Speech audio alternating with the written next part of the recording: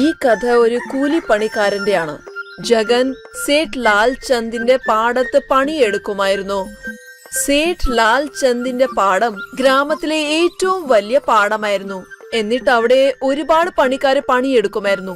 ദിവസ അവസാനം സേഠ് ലാൽചന്ദ് അവരുടെ പണിക്കാർക്ക് അതിന്റെ കൂലി കൊടുക്കുമായിരുന്നു. അല്ലേലും സേഠ് ലാൽചന്ദ് വളരെ നല്ല മനുഷ്യനായിരുന്നു. പക്ഷേ അദ്ദേഹം പണിക്കാരുടെ മേളിൽ ഒരു കണ്ണ് വെക്കാൻ വേണ്ടി കാലിയെ ഏൽപ്പിച്ചായിരുന്നു. കമല, ഞാൻ കുറെ നേരെ നോയിക്കൊണ്ടിരിക്കുന്നു. ഇങ്ങനെ തന്നെ ഇരിക്കുകയാണെങ്കിൽ നിങ്ങൾക്ക് ഇന്നത്തെ കൂലി കിട്ടില്ല. ഞാൻ പറയട്ടെ, എനിക്ക് നല്ല സുഖം തോന്നുന്നില്ല. അതൊന്നും എനിക്ക് അറിയണ്ട. പണിയെടുക്കാൻ വന്ന പണി എടുത്തിരിക്കണം. കാലിയ പലപ്പോഴും പണിക്കാരോട് വളരെ ദേഷ്യത്തിലാണ് പെരുമാറിക്കൊണ്ടിരുന്നത്. ഒരു ദിവസം സംഭവിച്ചത്, ജഗൻ പാടത്ത് പണിയെടുക്കുന്നുണ്ടായിരുന്നു. അപ്പോഴാണ് അയാളുടെ ശ്രദ്ധ തിരിഞ്ഞത്. പെട്ടെന്ന് അയാളുടെ കൈ മുറിഞ്ഞു.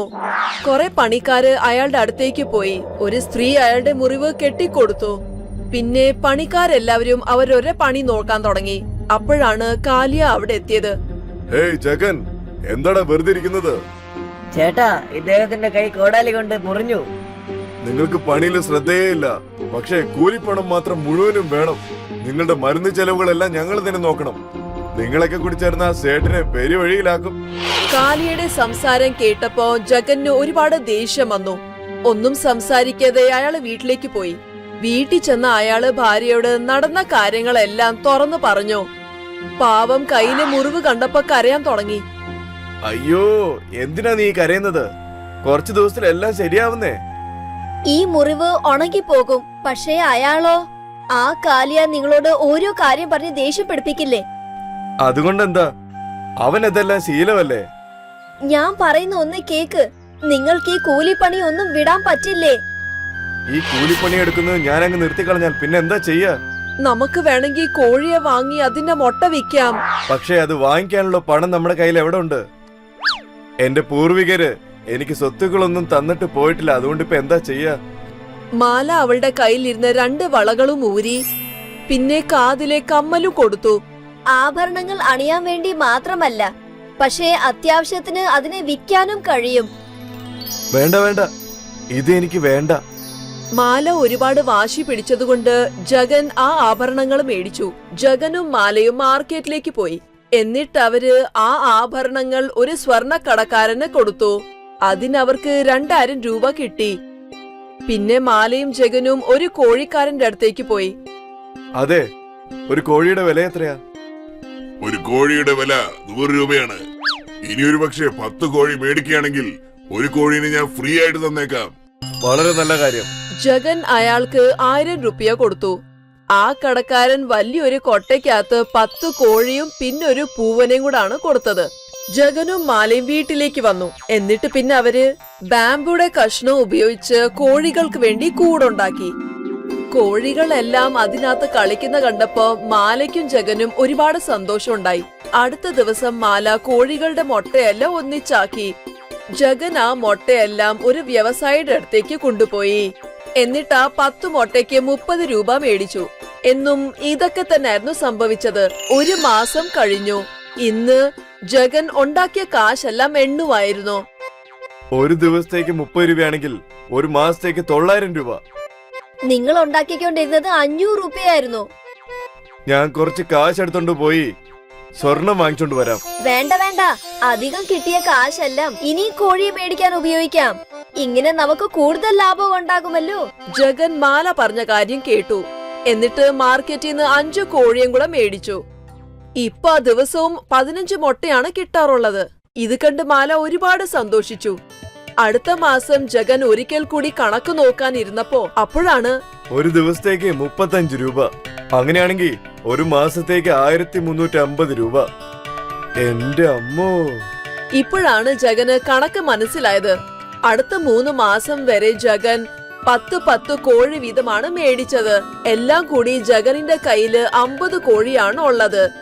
ഇപ്പൊ അയാൾക്ക് ദിവസം 150 രൂപയാണ് കിട്ടാറുള്ളത്. ഇത് കണ്ടപ്പോ അയാൾക്ക് ഒരുപാട് സന്തോഷം തോന്നി. ഈ പ്രാവശ്യം അയാൾ കണക്ക് നോക്കിയപ്പോഴാണ് ഈ മാസം മൊത്തത്തില് 4000 രൂപ സമ്പാദിച്ചിട്ടുണ്ട്. കണ്ടില്ലേ, ഞാൻ പറയുമായിരുന്നല്ലോ. അതെ അതെ, വരൂ. ഇനി എത്ര നാൾ എന്റെ കയ്യിൽ ഒന്നും ഇല്ലാതിരിക്കുന്നേ. രണ്ടുപേരും തട്ടക്കാരന്റെ അടുത്ത് പോയി. 2000 രൂപയ്ക്ക് പലിശ അടക്കം 2250 രൂപയായി. ഇന്നാ എടുത്തോളൂ. ജഗൻ കാശ് കൊടുത്ത് ആഭരണങ്ങൾ തിരിച്ചു മേടിച്ചു. അവിടെ ജഗൻ ഒരു മൂക്കുത്തി കണ്ടു. ആ മൂക്കുത്തി എത്രയാണ്? അധികം വിലയൊന്നുമില്ല, 450 രൂപയേ ഉള്ളൂ. അതും തന്നേക്കൂ. മാല പുതിയ മൂക്കുത്തി ഇട്ടപ്പോ ഒരുപാട് സന്തോഷിച്ചു. അതിനുശേഷം ജഗൻ അയാളുടെ മൊട്ടയുടെ വ്യാപാരം തുടങ്ങി. 1 വർഷത്തിന് ശേഷം അയാള് നേടിയ ലാഭം 30,000 രൂപയായിരുന്നു. ഇപ്പൊ അയാളുടെ സ്വന്തമായിട്ട് പോൾട്രി ഫാം ഉണ്ട്. ഫാമിൽ പണിയെടുക്കാൻ ഒരുപാട് ആൾക്കാരുണ്ടായിരുന്നു. ഇപ്പൊ അവരുടെ കുഞ്ഞു കുടില് വലിയൊരു കൊട്ടാരം പോലെ മാറിക്കഴിഞ്ഞു. ഇപ്പൊ ജഗനും മാലിക്കും അവരുടെ ജീവിതത്തിൽ ഒരുപാട് സന്തോഷം ഉണ്ടായിരുന്നു. 1 വർഷം മുമ്പായിരുന്നു ജഗൻ കൂലിപ്പണി എടുത്തോണ്ടിരുന്നത്. ഇപ്പൊ അദ്ദേഹം ഒരു വ്യവസായിയാണ്. മാല വാശി പിടിക്കത്തില്ലായിരുന്നെങ്കിൽ ജഗൻ ഇപ്പോഴും കൂലിപ്പണി എടുത്തോണ്ടിരുന്നേനെ. അതുകൊണ്ടാണ് പറയുന്ന കുട്ടികളെ, ജീവിതത്തിൽ വിജയം നേടണമെങ്കിൽ ഒരു അവസരം മാത്രം കിട്ടിയാ മതി. ജഗന് കിട്ടിയതുപോലെ. എന്നിട്ട് അയാൾക്ക് 1 വർഷത്തിനകം വിജയം നേടിക്കിട്ടി.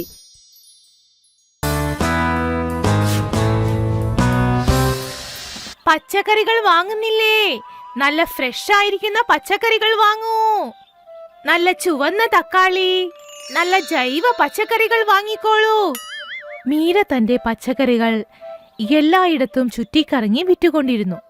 ദിവസവും ഗ്രാമം ചുറ്റിത്തിരിയുമ്പോൾ അവൾ എപ്പോഴും ഒരു മനോഹരമായ പച്ചക്കറിത്തോട്ടം കാണാറുണ്ടായിരുന്നു. ഒരുപാട് വർഷങ്ങളായി ഞാൻ ഈ പച്ചക്കറിത്തോട്ടം കണ്ടുകൊണ്ടേയിരിക്കുന്നു. മീര ആ പച്ചക്കറിത്തോട്ടം വാങ്ങാനായി ആഗ്രഹിച്ചു. ആ സ്ഥലത്ത് അവൾ തന്നെ സ്വയം പച്ചക്കറികൾ നടാനായി ആഗ്രഹിച്ചു. എന്നാൽ അവളുടെ സാഹചര്യങ്ങൾ അവളെ അതിന് അനുവദിച്ചില്ല. മീരയ്ക്ക് ഒരു ചെറിയ മകനുണ്ടായിരുന്നു.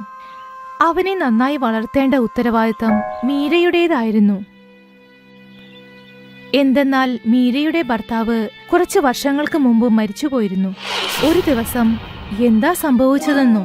പച്ചക്കറികൾ വാങ്ങുന്നില്ലേ? നല്ല ഫ്രഷ് ആയിരിക്കുന്ന പച്ചക്കറികൾ വാങ്ങിക്കോളൂ. ചുവന്ന തുടുത്ത തക്കാളി, നല്ല ജൈവ പച്ചക്കറികൾ വാങ്ങിക്കോളൂ. അപ്പോഴാണ് അവളുടെ മുന്നിലേക്ക് നെയ് വിൽക്കുന്ന വിമല വന്നത്. എങ്ങനെയുണ്ട് മീര? നിനക്ക് സുഖമല്ലേ? ഞാൻ സുഖായിരിക്കുന്നു. നീ പറയൂ, നിനക്കെങ്ങനെയുണ്ട്? എനിക്ക് സുഖമാണ്. നിനക്കൊരു കാര്യം അറിയോ? ആ പച്ചക്കറിത്തോട്ടം വച്ചിരിക്കുന്നയാൾ ആ തോട്ടം വിൽക്കാത്രേ. എന്റെ കയ്യിൽ ഇപ്പോൾ പൈസയുണ്ടായിരുന്നെങ്കിൽ ഞാൻ ഇന്ന് തന്നെ ആ തോട്ടം വാങ്ങിയേനെ. നിനക്കറിയോ? മീരയ്ക്ക് ആ തോട്ടം വളരെ വളരെ ഇഷ്ടമായിരുന്നു. ഇത് കേട്ട ഉടനെ മീര ആ തോട്ടക്കാരനെ കാണാനായി പോയി. ഇത് നോക്ക്, നിങ്ങൾ ഈ തോട്ടം വിൽക്കാൻ പോകുകയാണെന്ന് ഞാൻ കേട്ടല്ലോ. ആ പ്രായം കൂടിയത് കാരണം എനിക്കിപ്പോ ഒട്ടും വയ്യ. എനിക്കിതൊന്നും നോക്കി നടത്താനുള്ള ശക്തി ഒട്ടുമില്ല. അതുകൊണ്ടാ ഞാനിതൊക്കെ വിൽക്കുന്നത്. നിനക്ക് ഇതൊക്കെ മേടിക്കാനുള്ള താല്പര്യമുണ്ടോ? അതെ, അത് സത്യമാണ്. എന്നാൽ വാങ്ങാൻ കഴിയുമോ ഇല്ലയോ എന്ന് എനിക്ക് അറിയില്ല. ശരി, ഇതിന്റെ വില എത്രയാണെന്ന് പറയൂ. എനിക്കിതിന് ഒരു 500 നാണയങ്ങൾ വേണം. എന്റെ ദൈവമേ, എന്റെ അടുത്ത് 200 കാശ് മാത്രമേ ഉള്ളൂ. 200 നാണയങ്ങൾ ഒരുപാട് കുറവാണ്. 400 നാണയങ്ങൾക്ക് കുറവായി ഞാനിത് വിൽക്കാൻ താല്പര്യപ്പെടുന്നില്ല. അങ്ങനെയെങ്കിൽ ആ 200 കാശ് ഞാൻ ഇപ്പോൾ തന്നെ നിങ്ങൾക്ക് തരികയാണെങ്കിൽ അടുത്ത 4 മാസം ഓരോരോ മാസവും 50 കാശ് നിങ്ങൾക്ക് ഞാൻ തരികയാണെങ്കിൽ നിങ്ങൾക്ക് ഈ തോട്ടം എനിക്ക് തരാനായി കഴിയുമോ? ആ തോട്ടക്കാരൻ ചിന്തിച്ചു. അങ്ങനെയാണെങ്കിൽ ശരി, അടുത്ത 4 മാസങ്ങൾ നീ എനിക്ക് 50 നാണയങ്ങൾ വീതം തന്നു തീർക്കണം. മീരയ്ക്ക് വളരെയധികം സന്തോഷമായി. എന്തെന്നാൽ അവൾ ആഗ്രഹിച്ചിരുന്ന ആ തോട്ടം അവൾക്ക് കിട്ടാൻ പോവുകയാണ്. അതിനുശേഷം മീര വളരെയധികം പ്രയത്നിക്കാൻ തുടങ്ങി. അവൾ ദിവസവും ഒരുപാട് പച്ചക്കറികൾ വാങ്ങി വിൽക്കാൻ തുടങ്ങി. അങ്ങനെ അവൾക്ക് ഒരുപാട് പൈസ കിട്ടാനും തുടങ്ങി. ദിവസവും മീര കുറച്ച് കുറച്ച് പൈസ മാറ്റിവെച്ചു. പിന്നീട് വൈകുന്നേരങ്ങളിൽ പൂ അതുപോലെയുള്ള സാധനങ്ങളും വിൽക്കാൻ തുടങ്ങി. 1 മാസത്തിന് ശേഷം മീര ആ തോട്ടക്കാരന്റെ അടുത്ത് പോയി 50 കാശ് കൊടുത്തു. മീരയ്ക്ക് വളരെ സന്തോഷമായി. മീര ദിവസവും ഇതുപോലെ പ്രയത്നിക്കാൻ തുടങ്ങി. അവൾ രാവിലെ പച്ചക്കറിയും വൈകുന്നേരങ്ങളിൽ പൂവും പലഹാരവും വിൽക്കാൻ തുടങ്ങി. അങ്ങനെ മീര 4 മാസങ്ങൾക്കുള്ളിൽ തോട്ടക്കാരന് കൊടുക്കാനുണ്ടായിരുന്ന മുഴുവൻ കാശും കൊടുത്തു. ഒരുപാട് സന്തോഷമുണ്ട് മീര. ഇനി ഈ വസ്തുവെല്ലാം നിന്റേത് മാത്രമാണ്. ഇതിനെ നീ ഇനി നന്നായി നോക്കണം മീര. മീരയുടെ സ്വന്തമായി തോട്ടം വാങ്ങാനുള്ള ആഗ്രഹവും നിറവേറി. ഇപ്പോൾ മീര തന്റെ സ്വന്തം തോട്ടത്തിൽ പച്ചക്കറികൾ വിളയിക്കാനും തുടങ്ങി. മറ്റു പച്ചക്കറി വ്യാപാരികളെല്ലാം അവളുടെ കയ്യിൽ നിന്നും പച്ചക്കറികൾ വാങ്ങാൻ തുടങ്ങി. മീരയുടെ കഠിന പ്രയത്നം അവളുടെ ജീവിതത്തിൽ സന്തോഷം നിറച്ചു. അവളുടെ മകനും ഇപ്പോൾ നല്ലൊരു സ്കൂളിൽ പഠിക്കാൻ ആരംഭിച്ചു. അങ്ങനെ മീരയുടെ ജീവിതം സന്തോഷം കൊണ്ട് നിറഞ്ഞു. അതുകൊണ്ടാണ് പ്രയത്നിക്കുന്നവർ ഒരിക്കലും തോൽക്കില്ല എന്ന് പറയുന്നത്. ശ്രീനു ഒരു പാവപ്പെട്ട ദോശക്കാരനാണ്. അവൻ തന്റെ സൈക്കിളിൽ ദോശയുണ്ടാക്കി വ്യാപാരം ചെയ്യും. ദോശ, മസാല ദോശ, രവ ദോശ. വളരെ കുറച്ച് ആളുകൾ മാത്രമേ അവന്റെ കയ്യിൽ നിന്നും ദോശ വാങ്ങി കഴിക്കാറുള്ളൂ. ശ്രീനുവിന്റെ ദോശ നല്ല രുചിയുള്ളതാണ്. പക്ഷെ അദ്ദേഹത്തിന് ഒരുപാട് കസ്റ്റമേഴ്സ് ഒന്നുമില്ല. അദ്ദേഹം എപ്പോഴും വിഷമത്തോടെയാണ് വീട്ടിലേക്ക് പോവുക. എന്തുപറ്റി? ഇന്നും വ്യാപാരം നേരെ നടന്നില്ലേ? എന്തു പറ്റിയെന്ന് അറിയില്ല.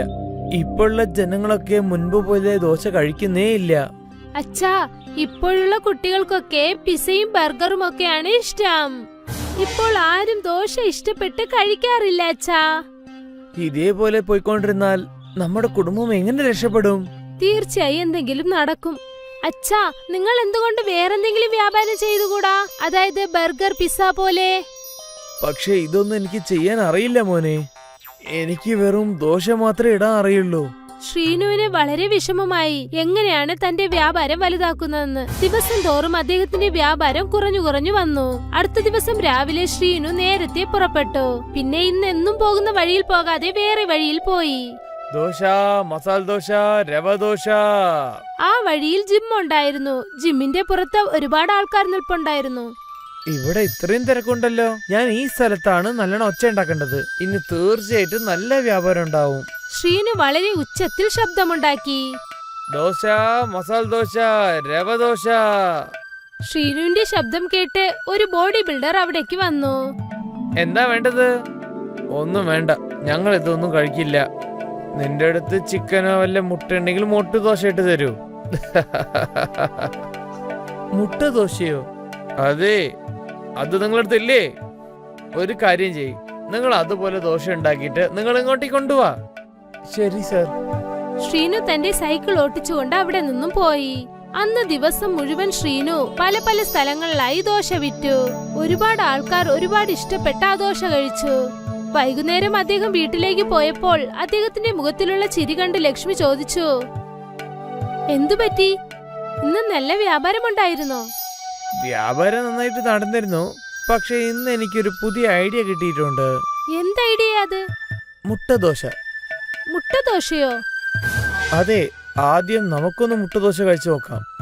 മുത്തു, പോയിട്ട് കടയിൽ 6 മുട്ട വാങ്ങിട്ട് വാ. ശ്രീനു മുത്തുവിന്റെ കയ്യിൽ കാശ് നൽകി. എന്നിട്ട് കടയിലേക്ക് പറഞ്ഞു വിട്ടു. കുറച്ചു സമയത്തിന് ശേഷം മുത്തു മുട്ട വാങ്ങിക്കൊണ്ടുവന്നു. അതിനുശേഷം ശ്രീനു ദോശയുണ്ടാക്കാൻ തുടങ്ങി. അദ്ദേഹം എപ്പോഴും പോലെ ദോശമാവിനെ തവയിലേക്ക് ഒഴിച്ചു. അതിനുശേഷം ഒരു ഗ്ലാസ്സിൽ മുട്ട പൊട്ടിച്ചൊഴിച്ച് അത് ദോശയുടെ പുറത്തേക്ക് ഒഴിച്ചു. എന്നിട്ട് അതിൽ മസാല പൊടികൾ ഇട്ടു. കാണാൻ നന്നായിട്ടുണ്ട്, നമുക്കൊന്ന് കഴിച്ചു നോക്കാം. ശ്രീനുവും ലക്ഷ്മിയും ആ മുട്ട ദോശ കഴിച്ചു നോക്കി. ചേട്ടാ, ഇത് വളരെ നന്നായിട്ടുണ്ട്. അച്ഛാ, എനിക്കും ഇത് തരൂ. മുത്തുവും ദോശ കഴിച്ചു നോക്കി. അവനും അത് ഒരുപാട് ഇഷ്ടമായി. അന്ന് അവർ കുടുംബത്തോടെ മുട്ട ദോശയാണ് കഴിച്ചത്. അടുത്ത ദിവസം രാവിലെ ശ്രീനു തന്റെ ദോശയിടുന്ന സൈക്കിൾ എടുത്തുകൊണ്ട് ആ ജിമ്മിനടുത്തേക്ക് ചെന്നു. അദ്ദേഹത്തിന്റെ സൈക്കിളിൽ മുട്ട ട്രേയും ഉണ്ടായിരുന്നു. ദോശ, മുട്ട ദോശ, മുട്ട മസാല ദോശ. മുട്ട ദോശ എന്ന് പറഞ്ഞതും തൊട്ടടുത്തുണ്ടായിരുന്ന കുറെ ആൾക്കാർ അദ്ദേഹത്തിന്റെ അടുത്തേക്ക് വന്നു. കൂടെ തന്നെ ആ ബോഡി ബിൽഡറും വന്നു. ശരിക്കും മുട്ട ദോശ കിട്ടുമോ? തീർച്ചയായും സാർ. എന്നാ എനിക്കൊരു മുട്ട ദോശ തരൂ. പിന്നീട് ശ്രീനു ദോശയുടെ മേലിൽ മുട്ട പൊട്ടിച്ചൊഴിച്ചു. പിന്നീട് ആ ബോഡി ബിൽഡറിന് മുട്ട ദോശ നൽകി. മുട്ട ദോശ കഴിച്ചതും തന്നെ അദ്ദേഹത്തിന്റെ മുഖത്തിൽ ഒരു ചിരി വന്നു. വാവ്, വളരെ നന്നായിട്ടുണ്ട് സുഹൃത്തെ. ഞങ്ങൾ ഇതുവരെ ആലോചിച്ചിട്ടേ ഇല്ല മുട്ടയും ദോശയും ചേർത്ത് കഴിക്കാൻ പറ്റുമെന്ന്. നിങ്ങൾ ഇന്ന് നേടുവോ? ആ ബോഡി ബിൽഡർ മുട്ടദോശ കഴിച്ചു. പിന്നീട് ഇനിയും ഒന്ന് ചോദിച്ചു. കൂടെ ഒരുപാട് ബോഡി ബിൽഡേഴ്സ് മുട്ടദോശ വാങ്ങിച്ചു കഴിച്ചു. എനിക്കൊരു മസാല മുട്ടദോശ. എനിക്കൊരു മുട്ടദോശ. മുട്ടദോശ ഓർഡർ നൽകി. ശ്രീനു മുട്ടദോശ ഇട്ടുകൊണ്ടേയിരുന്നു. പിന്നെ കസ്റ്റമേഴ്സ് കഴിച്ചുകൊണ്ടേയിരുന്നു. ശ്രീനു ഇടയ്ക്കിടയ്ക്ക് വിളിക്കുകയും ചെയ്തു. അതുകൊണ്ട് ജനങ്ങളുടെ ശ്രദ്ധയൊക്കെ അദ്ദേഹത്തിന്റെ മേലിൽ കൊണ്ടു. ദോശ, മുട്ടദോശ, മുട്ട മസാല ദോശ. ഒരാൾക്കടുത്തായി മറ്റൊരു കസ്റ്റമർ വന്നുകൊണ്ടേയിരുന്നു. 1 മണിക്കൂറിനകത്തു തന്നെ ശ്രീനുവിന്റെ മൊത്ത ദോശയും വിറ്റ് കഴിഞ്ഞു. പിന്നെ ഇന്ന് അദ്ദേഹത്തിന്റെ വരുമാനവും ഒരുപാട് കിട്ടി. അദ്ദേഹം സന്തോഷത്തോടെ വീട്ടിലേക്ക് തിരിച്ചു വന്നു. ലക്ഷ്മി, ഇന്ന് വളരെ നന്നായിട്ട് കച്ചവടം സംഭവിച്ചിരുന്നു. എല്ലാ ദോശയും വിറ്റ് കഴിഞ്ഞു. എന്റെ ദൈവമേ, നാളെ തൊട്ട് നീ തന്നെ മാവ് അരയ്ക്കാനുണ്ട്. കസ്റ്റമേഴ്സിനൊക്കെ നമ്മളുടെ മുട്ടദോശ വളരെ ഇഷ്ടപ്പെട്ടിട്ടുണ്ടടാ. ശരി. എല്ലാവർക്കും ഒരുപാട് സന്തോഷമായി. അടുത്ത ദിവസവും അതുപോലെ തന്നെ സംഭവിച്ചു. ശ്രീനുവിന്റെ ശബ്ദം കേട്ടതും തന്നെ ജനങ്ങൾ അദ്ദേഹത്തിന്റെ അടുത്തേക്ക് മുട്ടദോശ കഴിക്കാനായി വന്നു. ശ്രീനുവിന്റെ കൈകൾ ജോലി ചെയ്തുകൊണ്ടേയിരുന്നു. അടുത്ത ദിവസവും അതുപോലെ തന്നെ ശ്രീനുവിന്റെ ദോശയൊക്കെ വിറ്റുപോയി. പിന്നീട് ആ ദിവസവും തുടർന്നു. മുട്ടദോശ ഫേമസ് ആയി. പിന്നെ ശ്രീനു ദിവസം മുഴുവൻ കഠിനമായി അധ്വാനിക്കാൻ തുടങ്ങി. ശ്രീനുവിന് നല്ല ഭാഗ്യമുണ്ടായിരുന്നു. ഇപ്പോൾ അദ്ദേഹത്തിന്റെ കുടുംബം വളരെ സന്തോഷത്തോടെ ആയിരുന്നു. ശ്രീനു ഇപ്പോൾ ഒരു മിനി ടെമ്പോയും വാങ്ങിക്കഴിഞ്ഞു. ഇപ്പോൾ അദ്ദേഹം സൈക്കിളിന് പകരം മിനി ടെമ്പോയിൽ മുട്ടദോശ ചെയ്ത് വിൽക്കാൻ തുടങ്ങി. സിറ്റി മുഴുവൻ അദ്ദേഹം ചെയ്യുന്ന മുട്ടദോശയെ കുറിച്ചായിരുന്നു സംസാരം.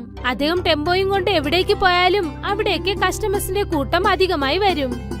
ദിവസവും വൈകുന്നേരം ശ്രീനു തന്റെ മിനി ടെമ്പോ എടുത്തുകൊണ്ട് പാർക്കിനടുത്തേക്ക് വരും. പാർക്കിൽ നേരത്തെ തന്നെ ജഗന്റെ ദോശ സ്റ്റാൾ ഉണ്ടായിരുന്നു. പക്ഷേ ശ്രീനു വന്നതും തന്നെ എല്ലാ കസ്റ്റമേഴ്സും അദ്ദേഹത്തിനടുത്തേക്ക് പോയി. ഈ മുട്ടദോശക്കാരൻ ജനങ്ങളൊക്കെ എന്താണ് ഇവൻ ആക്രമിച്ചത്? ഇയാൾ വന്നതിന് ശേഷമാണ് ആൾക്കാരൊക്കെ അങ്ങോട്ട് പോയി കഴിക്കുന്നത്. ഇത് എനിക്ക് പഠിച്ചേ പറ്റുള്ളൂ. അന്ന് ശ്രീനു ശ്രദ്ധിക്കാതെ ഇരുന്നപ്പോൾ ജഗൻ ശ്രീനുവിന്റെ ദോശമാവിൽ മുളക് പൊടി ചേർത്തു. ഇപ്പം നോക്കട്ടെ ജനങ്ങൾക്കൊക്കെ നിന്റെ ദോശ എങ്ങനെ ഇഷ്ടപ്പെടുമെന്ന്. പിന്നീട് ജഗൻ തന്റെ കടയിലേക്ക് പോയി. ശ്രീനു ഇക്കാര്യം ഒട്ടും അറിയില്ലായിരുന്നു. അദ്ദേഹം എന്നത്തെയും പോലെ ദോശ ഉണ്ടാക്കാൻ തുടങ്ങി. എന്നിട്ട് തന്റെ കസ്റ്റമേഴ്സിന് കൊടുത്തു. പാവ സുഹൃത്തെ, ദിവസം കഴിക്കുന്ന മുട്ടദോശനെക്കാട്ടെ ഇന്ന് സ്പെഷ്യൽ ആയിട്ടുണ്ടല്ലോ. എരിവും പിന്നെ നല്ല രുചിയും ഉണ്ട്. സ്പൈസി മുട്ടദോശ. ഇത് കേട്ടിട്ട് ശ്രീനു തന്റെ ദോശമാവ് ടേസ്റ്റ് ചെയ്തു നോക്കി. പിന്നെ തൊട്ടടുത്തുണ്ടായിരുന്ന മുളക് പൊടി ബോട്ടിൽ അദ്ദേഹം കണ്ടു. തീർച്ചയായും ആരോ മാവില് മുളകാപ്പൊടി ചേർത്തിട്ടുണ്ട്. ഇതും നല്ലത് തന്നെ. ജനങ്ങൾക്ക് ഈ സ്പൈസി മുട്ടദോശ ഇഷ്ടപ്പെട്ടിട്ടുണ്ടല്ലോ. ഇതിനാണ് അതിഷ്ടമെന്ന് പറയുന്നത്. മുട്ടദോശ, സ്പൈസി മുട്ടദോശ. പിന്നെ വീണ്ടും ശ്രീനുവിന്റെ ടെമ്പോയുടെ അടുത്തേക്ക് ഒരുപാട് ആൾക്കാർ വന്നു. എല്ലാവർക്കും പുതിയ ആ സ്പൈസി മുട്ടദോശ കഴിക്കാനുള്ള ആഗ്രഹം. ശ്രീനു മുട്ടദോശ ചെയ്തുകൊണ്ടേയിരുന്നു. ജനങ്ങൾ അത് കഴിച്ചുകൊണ്ടേയിരുന്നു. എല്ലാവർക്കും സ്പൈസി മുട്ടദോശ ഒരുപാട് ഇഷ്ടമായി. ജഗന് മാത്രം ഇഷ്ടമായില്ല. ഞാൻ ഇങ്ങനെ ചെയ്തു പോയല്ലോ. ഞാൻ അവന്റെ കച്ചവടം നാശാക്കണമെന്ന് വിചാരിച്ചു. പക്ഷെ അറിയാതെ തന്നെ ഞാൻ അവന് നല്ലത് ചെയ്തു പോയല്ലോ. അയ്യോ എന്റെ ദൈവമേ. ശ്രീനുവിന്റെ സ്പൈസി മുട്ടദോശ വിൽക്കാൻ തുടങ്ങി. ഇത് കണ്ടതും ജഗന് ഒരുപാട് ദേഷ്യം വന്നു. പക്ഷെ പാവം, ഇനി അദ്ദേഹത്തെ കൊണ്ട് എന്തു ചെയ്യാൻ പറ്റും? അദ്ദേഹം കരുതി ശ്രീനുവിനെ ഇല്ലാതെയാക്കി താൻ രക്ഷപ്പെടാമെന്ന്. പക്ഷെ പാവം, അദ്ദേഹം സ്വന്തം കൈകൊണ്ട് തന്റെ കുഴി കുഴിച്ചു.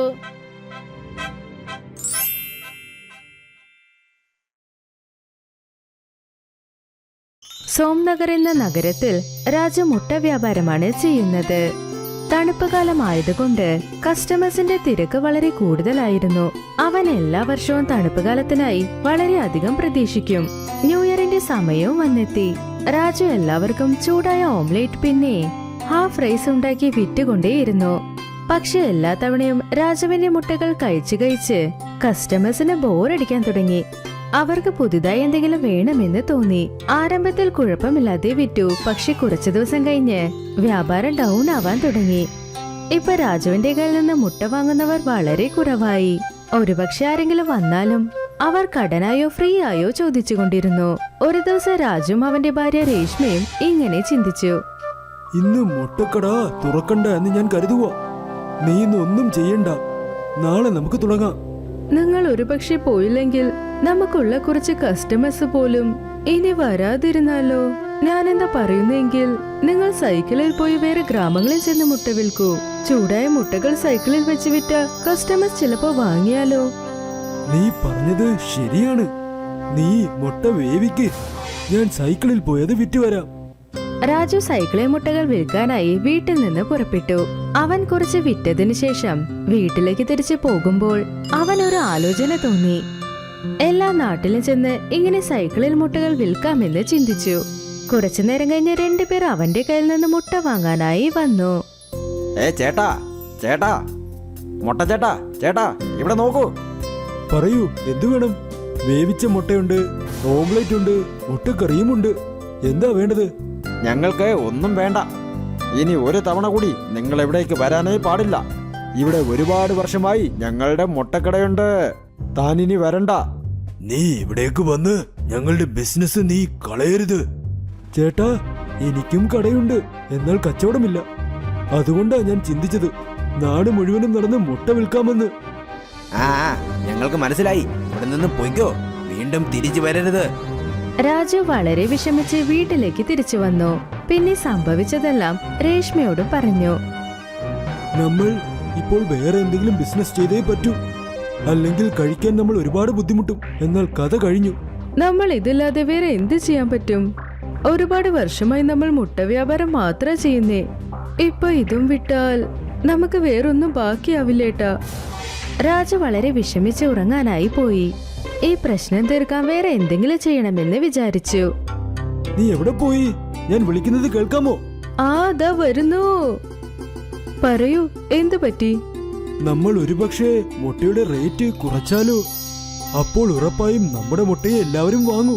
അല്ലെങ്കിൽ നമ്മുടെ മുട്ടയുടെ വില വളരെ കുറവാ. ഇനിയും കുറച്ചാൽ നമുക്ക് ഒരു ലാഭവും കിട്ടില്ല.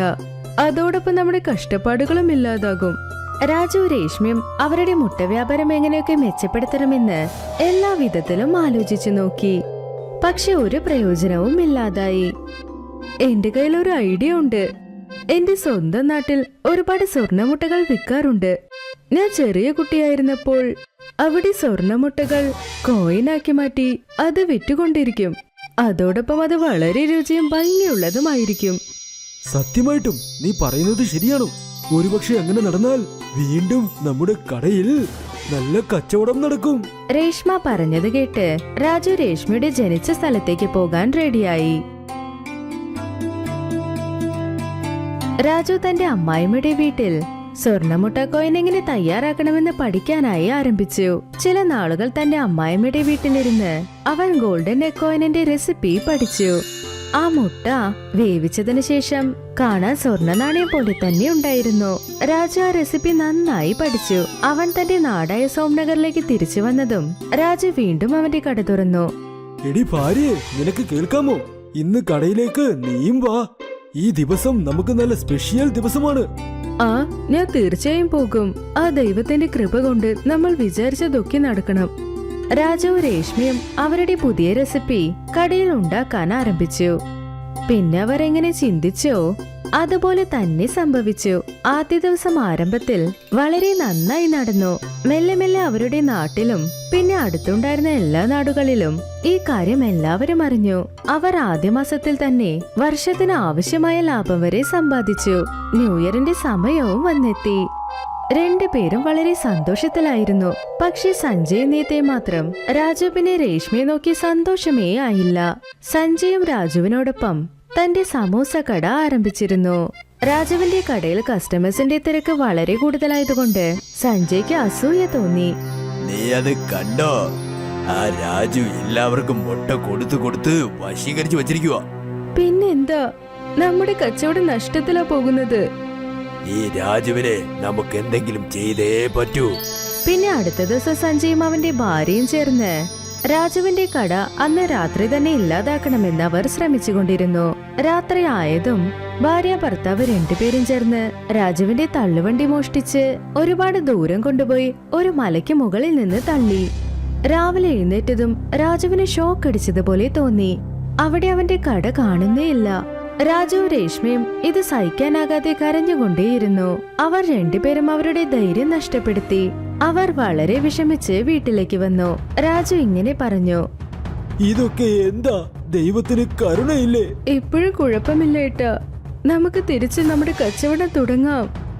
എല്ലാ നല്ല കാര്യങ്ങളിലും കണ്ണ് പറ്റിക്കൊണ്ടിരിക്കും. ഒരു ഭാഗത്ത് രാജു രേഷ്മയും വിഷമിച്ചിരിക്കുമ്പോൾ മറ്റൊരു ഭാഗത്ത് സഞ്ജയ് നീത്യയും വളരെ സന്തോഷത്തിലായിരുന്നു. അവരുടെ സമൂസ കച്ചവടം വളരെ നന്നായി പോയിക്കൊണ്ടിരുന്നു. രാജു രേഷ്മയും എന്ത് സംഭവിച്ചു എന്ന് മനസ്സിലാക്കി. ഏതെങ്കിലും ഒരു വിധത്തിൽ സഞ്ജയ് പിന്നെ നീതയുടെ കൈ ഉണ്ടാകുമെന്ന് അവർക്ക് മനസ്സിലായി.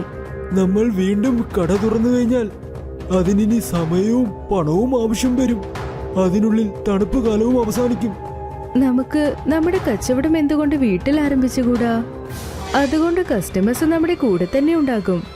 പിന്നെ അങ്ങനെ കുറച്ച് പൈസയൊക്കെ എടുത്തു വെച്ച് അടുത്ത വർഷം തന്നെ നമുക്ക് പുതിയ തള്ളുവണ്ടി വാങ്ങാമേട്ടാ. രാജു രേഷ്മയും അവരുടെ വീട്ടിൽ തന്നെ മുട്ട വ്യാപാരം തുടങ്ങി. വലിയ വലിയ പോസ്റ്ററൊക്കെ അടിച്ച് അവർ അവരുടെ വീട്ടിൽ തന്നെ കച്ചവടം നന്നായി നടത്തി. നീ പറഞ്ഞതെന്തായാലും നന്നായി. നോക്ക്, വീണ്ടും നമ്മുടെ കട ഓപ്പൺ ആയിരിക്കുന്നു.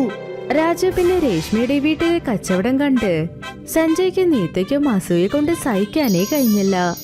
അതോടൊപ്പം അവരുടെ സമൂസ കച്ചവടവും നിന്നു. മെല്ലെ മെല്ലെ അവരുടെ കസ്റ്റമേഴ്സും രാജുവിന്റെ മുട്ടകൾ കഴിക്കാനായി തുടങ്ങി. പിന്നെ രാജുവും രേഷ്മയും അവരുടെ തള്ളുവണ്ടി കച്ചവടം വീണ്ടും ആരംഭിച്ചു. അങ്ങനെ നോക്കി നിൽക്കെ അവരുടെ ഗോൾഡൻ കോയിൻ എഗ് വീണ്ടും നാട് മൊത്തവും സൂപ്പർ ഹിറ്റായി.